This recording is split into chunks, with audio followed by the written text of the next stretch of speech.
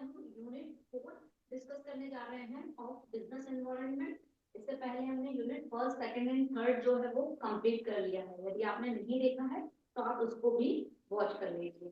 तो starting with the unit 4, what we understand by socio cultural environment of business. Okay, business का socio cultural environment क्या होता है? Describe the various factors affecting socio cultural environment. और कौन कौन से ऐसे फैक्टर्स हैं जो सोशो कल्चर को इम्पैक्ट करता है। अब socio cultural environment of business हम किसको कहेंगे? यदि हम सिंप्लीफाइड टर्म्स में यदि इसकी बात करें तो बिजनेस में कुछ ऐसे फैक्टर्स जो सोसाइटी के द्वारा, कल्चर के द्वारा जो है इम्पैक्ट करते हैं बिजनेस को, उसी को ही कहते हैं सोशो कल्चरल एनवायरनमेंट। क्योंकि बिजनेस चलेगा किससे? सोसाइटी से। वहां पे जो कल्चर अडॉप्ट किया जा रहा है उसके, तो इन सभी चीजों का ध्यान रखना पड़ेगा तो ही बिजनेस जो है वर्क ऑन करेगा। तो इसी को ही दोस्तों हम कहते हैं सोशो कल्चरल एनवायरनमेंट। पढ़ते हैं। Socio cultural environment is a mix blend of various factors. Okay, social cultural environment जो है वो बहुत सारे फैक्टर्स का जो है मिक्सचर है, affecting business as the buying and consumption habits of people. जिसमें क्या इंक्लूड होता है? Buying and consumption habits of people. लोगों की क्या हैबिट है, उनकी क्या लैंग्वेजेस है, their languages, beliefs, values, customs, tradition, क्या ट्रेडिशंस फॉलो करते हैं, taste and preference, education level क्या है, and all the factors that affect the business. और इसके अलावा जो भी फैक्टर्स सोसाइटी से रिलेटेड हैं या उनके कल्चर से रिलेटेड हैं, that is known as socio cultural environment of business. ठीक है। अब यदि हम बात करें कि कौन कौन से फैक्टर्स हैं जो इफेक्ट करते हैं, तो social cultural environment, socio cultural environment factors affecting business environment, जो बिजनेस के एनवायरनमेंट को इफेक्ट करते हैं वो कौन कौन से फैक्टर्स हो सकते हैं? तो सबसे पहले यदि हम बात करें कंज्यूमर प्रेफरेंस। कंज्यूमर प्रेफरेंस यानी कंज्यूमर का क्या टेस्ट है किसी प्रोडक्ट को लेके, वो किस तरह उसका रुझान है, क्या टेस्ट या प्रेफरेंस है पर्टिकुलर प्रोडक्ट। जैसे हम बात करें, यदि एग्जांपल है बाइसिकल का, है ना, तो यहाँ पे बाइसिकल एक मीन्स ऑफ ट्रांसपोर्ट हो सकती है। किसके लिए? डेवलपिंग कंट्रीज के लिए, कि एक जगह से दूसरी जगह जाना है तो आप साइकिल का यूज करते हैं। वहीं यदि हम बात करें डेवलप्ड नेशन की, वहां पे साइकिलिंग को जो है as a exercise purpose, as a sport purpose के लिए जो है यूज किया जाता है। तो वहां पे कस्टमर का प्रेफरेंस दूसरा है ना, वो अपनी डेली एक्टिविटी के लिए यूज कर रहा है और यहाँ पे एज अ नीड बन गई है वही particular product.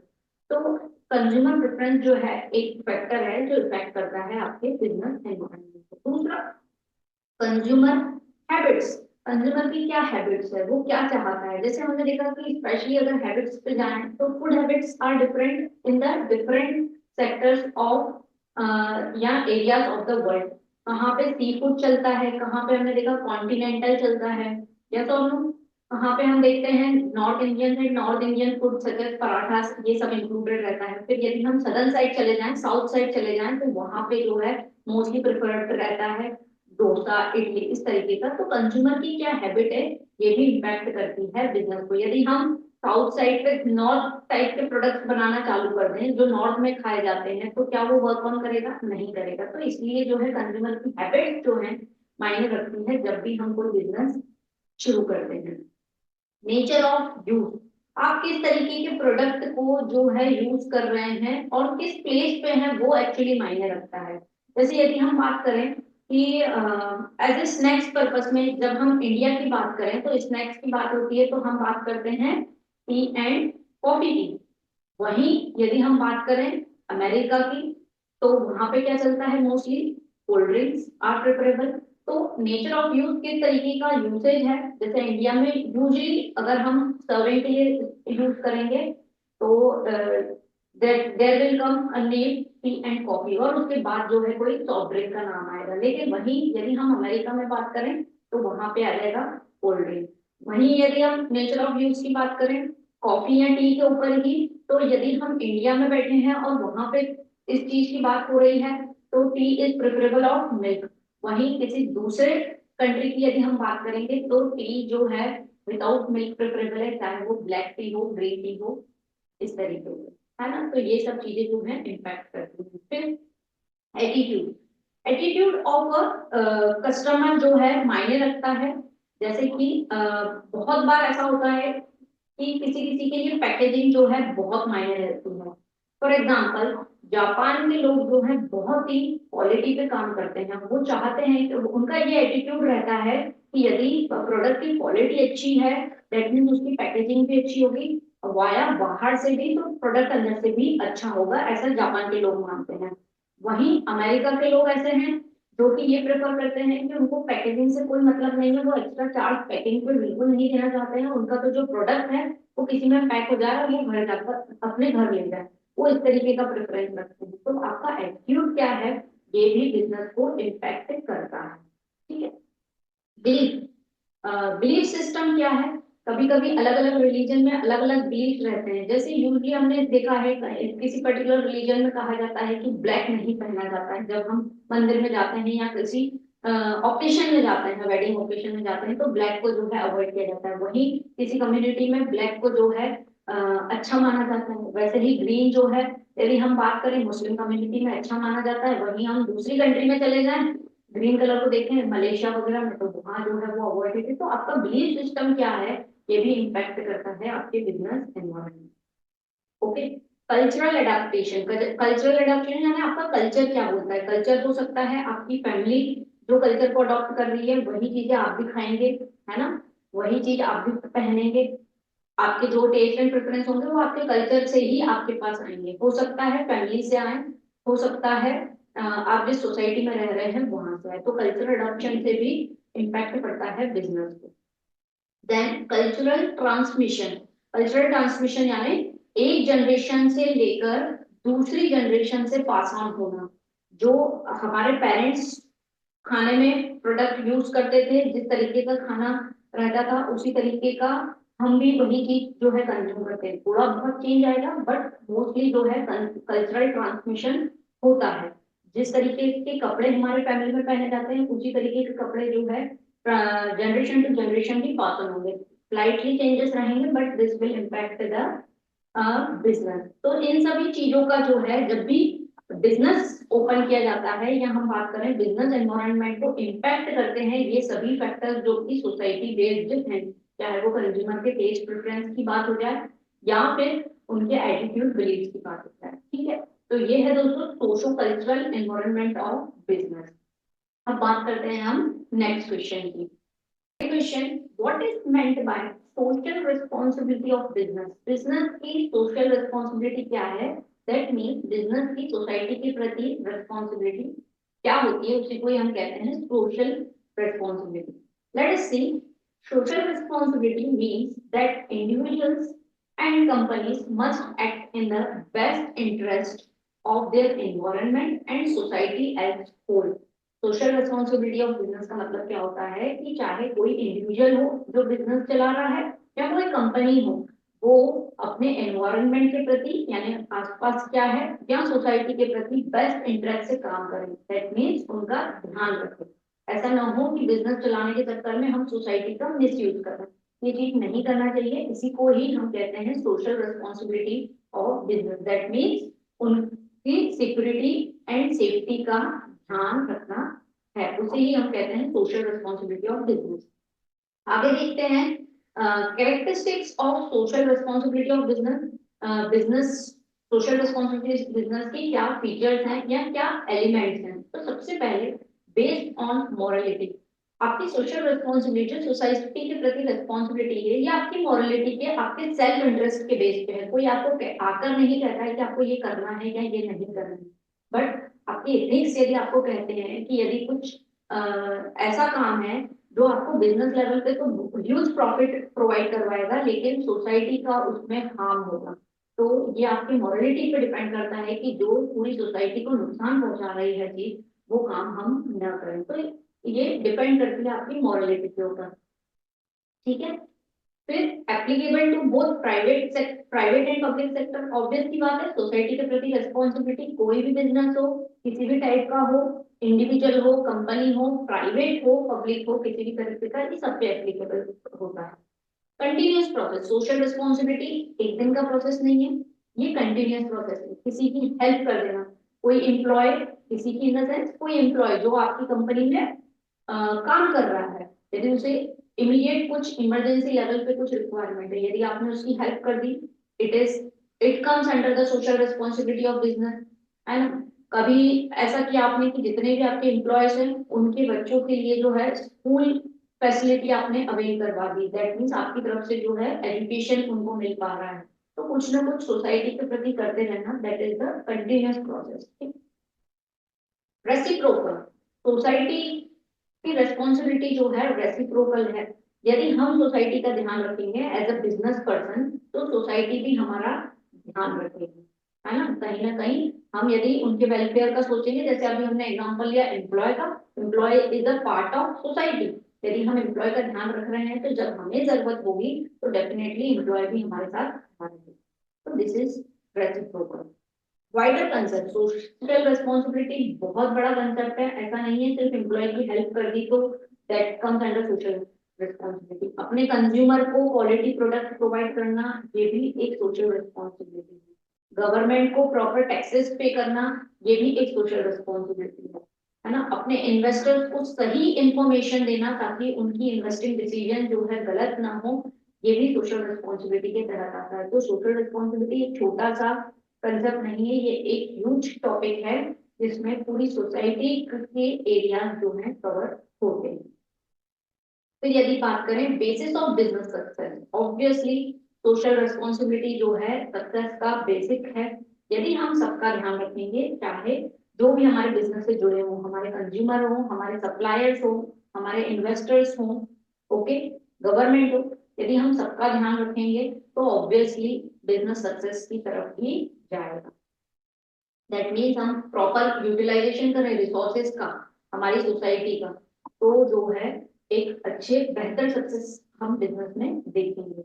Different to economic element, social responsibility आपके इकोनॉमिक एलिमेंट में कोई भागीदार नहीं रहती। यस, ये आपकी वैल्यू एडिशन कर सकती है कि आपका कैपिटल जो है और ज्यादा बढ़ सकता है यदि आप सोसाइटी का ध्यान रखें, लेकिन इकोनॉमिक एलिमेंट के अलावा जो है ये एक दूसरा कंसेप्ट है जहाँ पे आप सोसाइटी का ध्यान रखते हैं। जैसे कि बिजनेस में एक एक्टिविटी चलती है CSR, जो कि मोस्टली सभी कंपनीज को इसका फुल फॉर्म होता है कॉर्पोरेट सोशल रिस्पॉन्सिबिलिटी। जो जितनी भी कंपनीज हैं उनको अपने प्रॉफिट का कम से कम 2% जो है CSR एक्टिविटीज में इन्वेस्ट करना रहता है। दैट मीन्स कहीं ना कहीं कुछ सोशल रिस्पॉन्सिबिलिटी करना पड़ता है एट द कॉर्पोरेट लेवल। कम से कम 2%, ज्यादा करते हैं तो वो अपनी इच्छा से कर सकते हैं। दैट मीन्स कोई भी कंपनी अपने एम्प्लॉयज के लिए कुछ कर दे, कुछ स्कूल खुलवा दे, या फिर उनको रहने के लिए प्लेस दे दे, या कुछ गार्डनिंग कर दे, इस तरीके की CSR एक्टिविटी जो है करना आवश्यक हो गया है, ये एक नॉर्म आ गया है। तो इस तरीके से सोसाइटी के प्रति जिम्मेदारी जो है किसकी बनती है, बिजनेस की बनती है। तो कहीं ना कहीं वो रेसिप्रोकल होगा, हमें भी उसका बेनिफिट मिलेगा। Next, social power. ऑब्वियस सी बात है, यदि हम सोसाइटी के प्रति अपनी जिम्मेदारी निभाएंगे तो उसका एडवांटेज भी ले पाएंगे कि सोशल पावर, आपके पास एक सोशल रिकॉग्निशन रहेगा as a business person society में, यदि आप अच्छे काम कर रहे हैं। तो this are the various characteristics of social responsibility of business. अब बढ़ते हैं हम हमारे नेक्स्ट क्वेश्चन की तरफ। राइट शॉर्ट नोट्स ऑन, हमें शॉर्ट नोट्स लिखना है WTO के ऊपर, UNCTAD, वर्ल्ड बैंक, IMF। दोस्तों एग्जामिनेशन में ये टॉपिक्स जो हैं इम्पोर्टेंट है। कभी जो है इसमें से पूछ लिया जाता है, कोई भी एक टर्म जो है पूछा ही जाता है, कभी ऑब्जेक्टिव्स में आ जाता है, कभी शॉर्ट में, कभी लॉन्ग टाइप में, और वाइस वर्सा सभी टर्म्स जो हैं इम्पोर्टेंट है, कभी भी कोई भी ऑर्गेनाइजेशन उठा के वो पूछ लेते हैं। तो हमें जो है सबके बारे में जानकारी होनी चाहिए। तो let us start with the WTO। WTO world trade organization, जैसे कि नाम से ही हमें क्लियर हो रहा है कि ये एक ऐसी ऑर्गेनाइजेशन है जो ट्रेड के लिए यानी बिजनेस के लिए ग्लोबल लेवल पे काम करती है कंट्रीज के बीच में। अब किस तरीके से होता है, लेट अस सी। वर्ल्ड ट्रेड ऑर्गेनाइजेशन जिसे कहते हैं WTO overseas global trade rules among Nations and mediates disputes. WTO क्या है? एक तरीके की ऑर्गेनाइजेशन है जो कि ग्लोबल लेवल पे ट्रेड रूल्स बनाती है, यानी ग्लोबली यदि हमें बिजनेस करना है तो हमें डब्ल्यूटीओ के रूल्स जो है मानने पड़ेंगे among Nations and mediate disputes, और यदि कुछ डिस्प्यूट्स होते हैं तो उसको भी सॉल्व करती है। ठीक है। मेंबरशिप और हेड ऑफिस की यदि हम बात करें तो the head office of WTO is situated in Geneva, Switzerland. आपको याद रखना है ये। Okay. It has 164 members countries, 164 countries हो गई हैं। हो सकता है यदि आप कोई बुक में से पढ़ रहे हो तो उसमें कोई पुराना डाटा दिया गया हो, तो अपडेटेड वर्जन है कि अप टिल नाउ 164 कंट्रीज हैं डब्ल्यूटीओ में, मतलब 164 नेशंस जो हैं जुड़े हुए हैं। और अफगानिस्तान जो है latest became the 164th member on 29 जुलाई 2016। ठीक है। हेड ऑफिस कहाँ है? Geneva, Switzerland. फिर एडमिनिस्ट्रेशन की यदि हम बात करें तो every member country has a permanent representative. WTO meetings will take place once in a month. यदि एडमिनिस्ट्रेशन की बात करें तो हर मेंबर कंट्री जो है उनको उनके पास एक परमानेंट रिप्रेजेंटेटिव होता है, मतलब उनकी तरफ से डब्ल्यूटीओ में रिप्रेजेंटेटिव काम करता है। एंड डब्ल्यूटीओ की मीटिंग्स की यदि अगर बात करें तो वो हर मंथ में होती है, वंस इन अ मंथ। ठीक है। Objectives: expansion of international trade and optimum utilization of resources of the world. Yes, main उद्देश्य क्या है? तो WTO ये चाहता है कि इंटरनेशनल ट्रेड जो है बढ़े, एक्सपांशन हो and optimum utilization of resources of the world, और वर्ल्ड के जितने भी रिसोर्सेज हैं उनका प्रॉपरली यूटिलाइजेशन किया जा सके पूरी तरीके से। ये जो है WTO का उद्देश्य है। अब कुछ फंक्शंस पे बात कर लें डब्ल्यूटीओ के। तो डब्ल्यूटीओ क्या करता है? इम्प्लीमेंटेशन ऑफ द एग्रीमेंट, जो एग्रीमेंट्स नेशंस के बीच में है वो इम्प्लीमेंट हो रहे हैं कि नहीं उनको देखना। फोरम फॉर नेगोशिएशन, कहाँ पे यदि प्राइसिंग ज्यादा कम कुछ लग रही है, दो नेशन आपस में बातचीत कर रहे हैं रिलेटेड टू ट्रेड, तो नेगोशिएशन का काम जो है डब्ल्यूटीओ करवा देता है। एक तरीके से मध्यस्थता जो है वो काम जो है डब्ल्यूटीओ करवाती है। सेटलमेंट ऑफ डिस्प्यूट, यदि कोई नेशंस के बीच में कोई डिस्प्यूट हो रहा है रिगार्डिंग ट्रेड तो वो भी सॉर्ट आउट करती है। ट्रेड रिव्यू, उनके ऊपर निगरानी रखना trade related, and cooperation provide करना विद इन द वेरियस, क्या बोले हम, नेशंस के बीच में जो है कॉपरेशन, शांति बनी रहे या आपस में सामंजस्य बना रहे, इस चीज का ध्यान रखना जो है डब्ल्यूटीओ का काम होता है। ठीक है। और आप भी इसी तरीके से पढ़ना, that will be easy. Otherwise जो है जब हम उसको पॉइंट्स बना के यदि हम नहीं पढ़ते हैं तो टिपिकल हो जाता है, तो आप भी इसी तरीके से पॉइंट्स बना के जो है अपने शॉर्ट नोट्स बना के रख लीजिए। ठीक है। फिर यदि हम बात करें next organization that is UNCTAD, UNCTAD क्या होता है? UNCTAD united nation conference on trade and development. UNCTAD is a body of united nations. ये एक यूनाइटेड नेशंस की बॉडी है या एजेंसी हम बोल सकते हैं यूनाइटेड नेशंस की। मेंबरशिप और हेड ऑफिस की यदि हम बात करें तो it is established in 1964 and its head office is situated in Geneva, Switzerland में ही इसका भी हेड ऑफिस है। It is working as a permanent agency of UNO, और ये यूएनओ की परमानेंट एजेंसी के रूप में जो है ये कार्य करती है।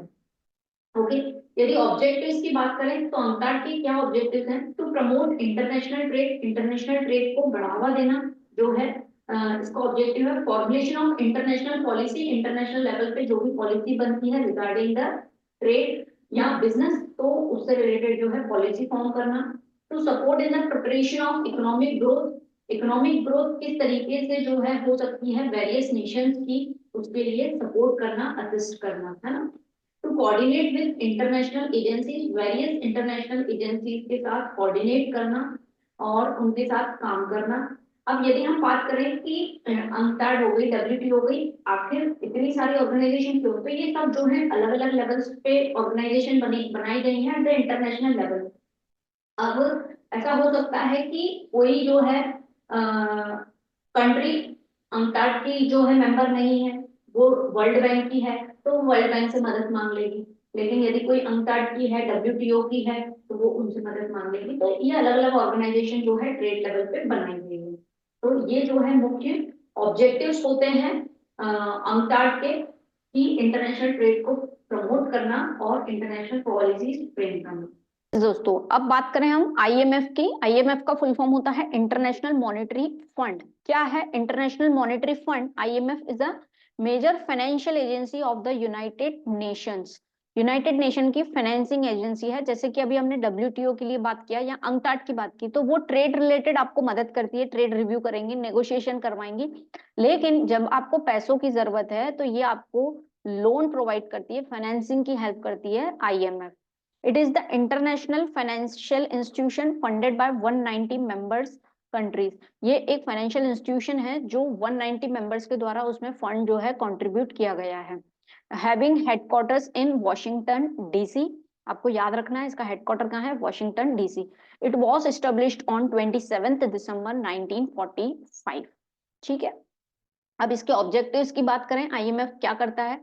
To promote international corporation. सबसे पहले इंटरनेशनल कॉर्पोरेशन, तो हर ऑर्गेनाइजेशन जो इंटरनेशनल लेवल पे काम कर रही है उसका काम यही होगा कि इंटरनेशनल लेवल पे जो है कॉर्पोरेशन वेरियस नेशंस के बीच में रहे।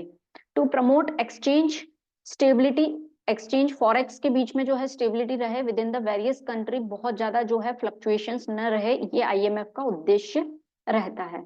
एक्सचेंज कंट्रोल, जो फॉरेन एक्सचेंज हो रहा है उस पे कंट्रोल करना, नियंत्रण करना, ऐसा ना कि बहुत ज्यादा एक्सचेंज हो रहा है जिससे पूरी वर्ल्ड का सप्लाई एंड डिमांड जो है इम्बैलेंस हो रहा है, तो उसको बैलेंस बनाना, इसलिए एक्सचेंज को कंट्रोल करने का काम जो है आईएमएफ करता है। To help and reestablish multinational system of trade, या हमको मदद करती है मल्टीनेशनल सिस्टम बनाने में कि हम एक देश के साथ नहीं बहुत सारे देशों के साथ एक साथ काम कर सके, ये एक तरीके का हमें प्लेटफॉर्म प्रोवाइड करते हैं। Promotion to international trade, international trade में हमें मदद करते हैं, प्रमोट करते हैं। तो this are the objectives of IMF, international international monetary fund.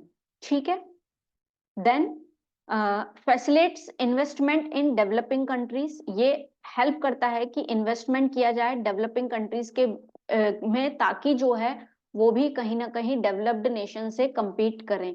तो ये इस तरीके की मदद जो है आईएमएफ करता है। ओके, अब देखते हैं हम हमारी दूसरी organization, that is world bank. ये भी आईएमएफ के जैसी ही है, वर्ल्ड बैंक भी।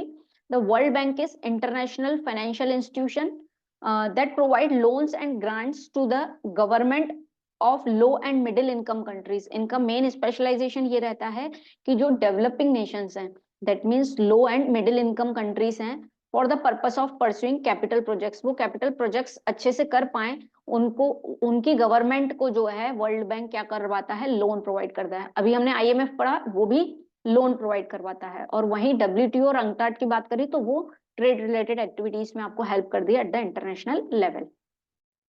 The world bank is the collective name for the international bank for reconstruction and development, जिसे हम कहते हैं आईबीआरडी, है ना। वर्ल्ड बैंक का पहले जो नाम था इट वॉज आईबीआरडी। कभी कभी क्वेश्चन आपको आईबीआरडी के नाम से भी पूछा जाता है, तो आप ये लिख सकते हैं उसमें।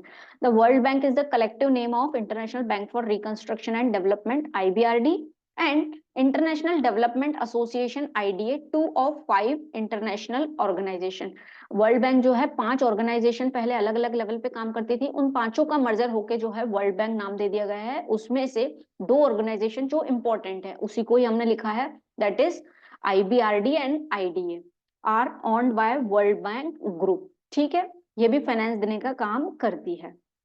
It is having headquarters in Washington DC and established on 7 जुलाई 1944। अब आपको याद रखना है कि वर्ल्ड बैंक हो या आईएमएफ हो, इनका हेडक्वार्टर जो है कहाँ है, वॉशिंगटन डीसी। ओके, वहीं हमने डब्ल्यूटीओ एंड अंकटाड की यदि हम बात करें तो इनका हेड ऑफिस कहाँ है, जेनेवा, स्विट्जरलैंड। ओके, तो हमें कंफ्यूज नहीं होना है।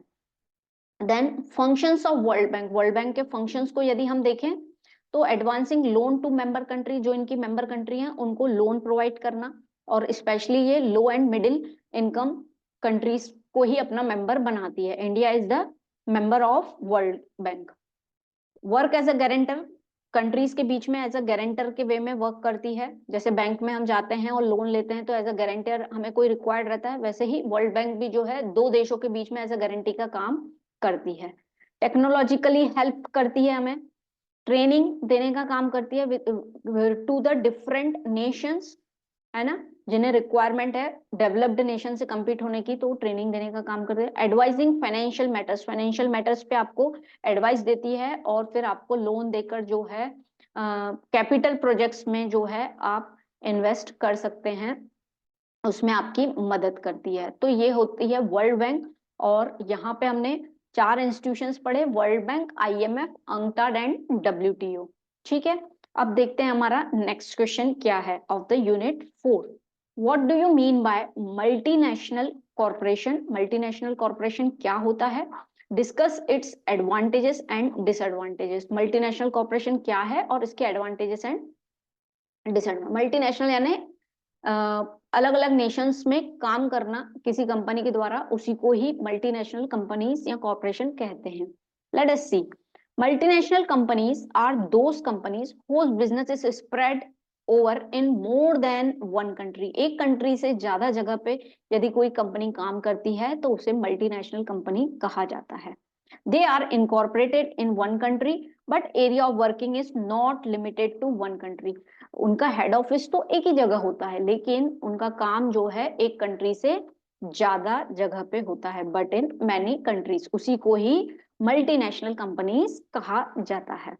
एडवांटेजेस की यदि हम बात करें, क्योंकि यदि कोई कंपनी एक से ज्यादा जगह पे काम कर रही है, एक कंट्री से ज्यादा जगह पे कंट्री पे काम कर रही है, तो उसका क्या एडवांटेजेस होगा?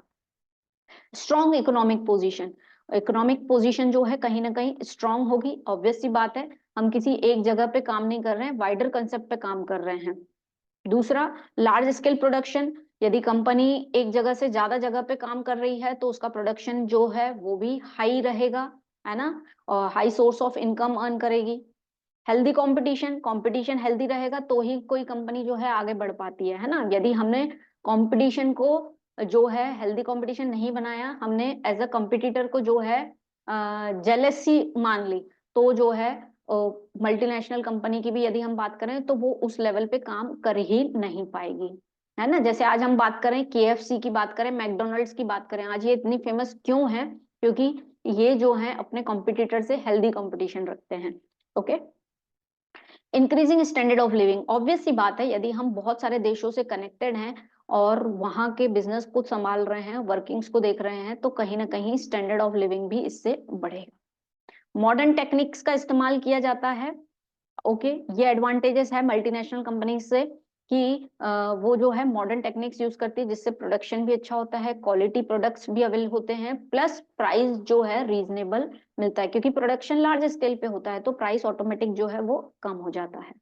ठीक है, प्रमोशन ऑफ इंडस्ट्रीज, इंडस्ट्री का प्रमोशन होता है, ऑब्वियस सी बात है, एक से ज्यादा जगह काम हो रहा है यानी प्रोडक्शन बढ़ेगा, प्रोडक्शन बढ़ेगा यानी हमें वेरियस इंडस्ट्रीज जो है सेटअप करनी पड़ेंगी। तो this are the advantages of multinational corporation. वहीं डिसएडवांटेजेस की यदि हम बात करें, misuse of foreign exchange, foreign exchange का कभी कभी मिसयूज किया जाता है ना, जहां पे हमें ऐसा लगता है कि यार यहाँ पे जो है अभी हमारा मार्केट चलेगा तो हम वहां पे प्रोडक्ट्स अवेल करवा दें ताकि हम जो है प्रॉफिट ज्यादा कमा पाए, तो ये एक मिसयूज करते हैं हम फॉरेक्स करेंसी का।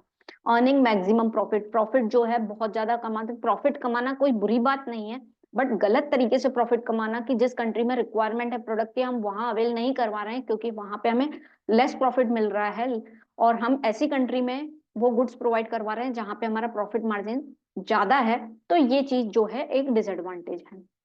एक्सप्लॉयटेशन ऑफ कंज्यूमर्स हो सकता है, ऑब्वियसली कंज्यूमर्स को जो है चीट किया सकता है, प्रोडक्ट जो है जैसे हमने बात की कि लार्ज स्केल प्रोडक्शन हो सकता है तो कभी कभी क्वालिटी भी कॉम्प्रोमाइज हो जाती है उस लेवल पे। पॉलिटिकल इंटरफेरेंस हमेशा बना रहेगा मल्टीनेशनल कंपनी, क्योंकि कंपनी जो है इंटरनेशनल लेवल पे काम कर रही है, तो किसी भी कंट्री की क्या पॉलिसीज हैं, चाहे वो एक्सपोर्ट इंपोर्ट की पॉलिसी बोलें या टैक्सेशन की पॉलिसी बोलें, उन सभी चीजों का ध्यान रखना पड़ेगा तो ही हम मल्टी लेवल पे काम कर पाएंगे।